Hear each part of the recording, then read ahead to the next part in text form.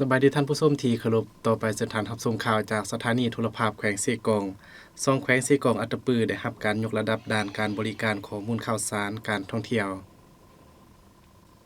ศูนย์อบรมสร้างความเข้มแข็งด้านมาตรฐานการให้บริการข้อมูลข่าวสารด้านการท่องเที่ยวทั่วประเทศระยะ2ได้จัดขึ้นในวันที่16มิถุนายน2025นี้ที่ห้องประชุมแผนกแถลงข่าววัฒนธรรมและท่องเที่ยวแขวงเซกองด้วยการเข้าร่วมของท่านสมพรศรีลศักดิ์รองหัวหน้าแผนกแถลงข่าววัฒนธรรมและท่องเที่ยวแขวงเซกองมีวิทยากรที่มาจากกรมโฆษณาการท่องเที่ยวกระทรวงแถลงข่าววัฒนธรรมและท่องเที่ยวสัมมนากรที่มาจากศูนย์ข้อมูลข่าวสารการท่องเที่ยวคันแขวงห้องข้อมูลข่าวสารการท่องเที่ยวคันเมืองใน2แขวงเซกองอัตตปือและสัมมนากรจากหัวหน่วยผู้ประกอบการด้านการท่องเที่ยวเข้าร่วม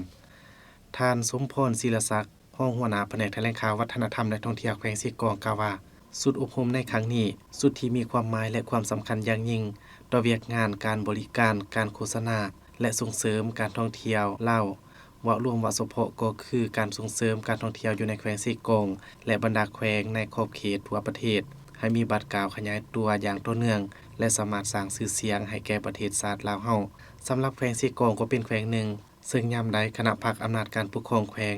ก็ได้ให้ความสำคัญมีความพยายามสูงในการพัฒนาด้านการท่องเที่ยวโดยสร้างเงื่อนไขในการเชื่อมโยงกับ4แขวงภาคใต้และภาคพื้นซึ่งในท้ายเดือนพฤษภาคมผ่านมานี้แขวงเซกองได้รับเกียรติเป็นเจ้าภาพจัดกองประชุมสัมมนาเวทีสากล3ประเทศเพื่อส่งเสริมการลงทุนการค้าและการท่องเที่ยวนอกนั้นยังได้สร้างสิ่งอำนวยความสะดวกติดพันกับการพัฒนาบุคลากรพื้นฐานโครงล่างและสิ่งอำนวยความสะดวกในสถานที่ท่องเที่ยวเพื่อโฆษณาส่งเสริมการท่องเที่ยวภายในแขวงให้กลายเป็นที่รู้จักของนักท่องเที่ยวทั้งภายในและต่างประเทศให้หลายขึ้นกว่าเก่า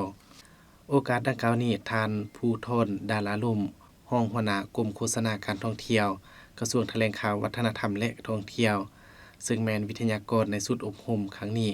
ก็ได้ขึ้นบรรยายบรรดาเนื้อในเอกสารต่างๆให้แก่สัมมนากรที่เข้าร่วมเพื่อแนะใส่ยกระดับทางด้านความรู้ความสามารถทางด้านการบริการข้อมูลข่าวสารด้านการท่องเที่ยวว่าเฉพาะใน2แขวงเซกองอัตตปือให้สูงขึ้นกว่าเก่าและถูกต้องตามมาตรฐานการบริการเพื่อนำไปจัดตั้งปฏิบัติในท้องถิ่นของตนให้มีผลสำเร็จสุดอบรมครั้งนี้จะดำเนินเป็นเวลา2วันจึงจะสำเร็จ